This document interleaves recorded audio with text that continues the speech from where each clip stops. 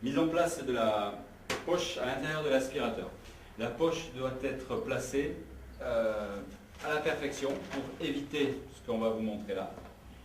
C'est-à-dire que la poche réceptionne tous les déchets qui sont aspirés. Lorsque la poche est mal positionnée sur son support, les déchets passent par le côté et se retrouvent sur le filtre. J'insiste, le positionnement de la poche à l'intérieur de l'aspirateur. Nous sortons le sac usagé.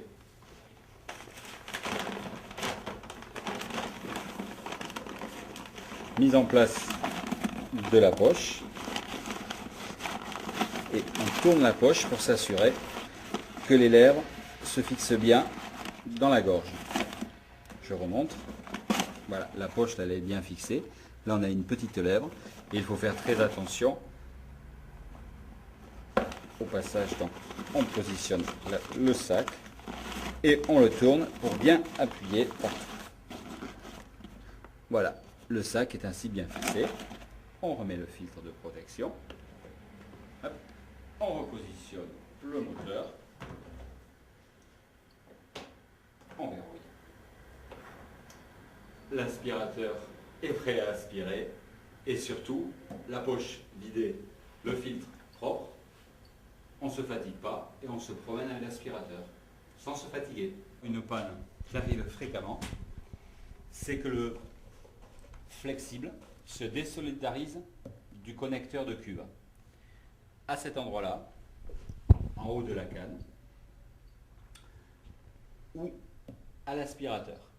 Je vais vous montrer, c'est très facile à réparer. On enlève le connecteur de la cuve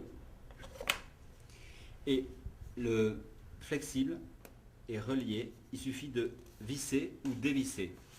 Par contre, il y a une petite particularité, c'est que c'est inversé.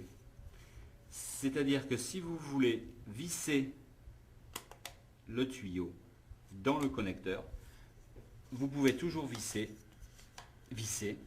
Vous êtes en train de visser et ça ne marche pas. Vous inversez et vous essayez de dévisser. Et au miracle, en dévissant, vous réparez la panne. Et vous pouvez tirer, ça tient.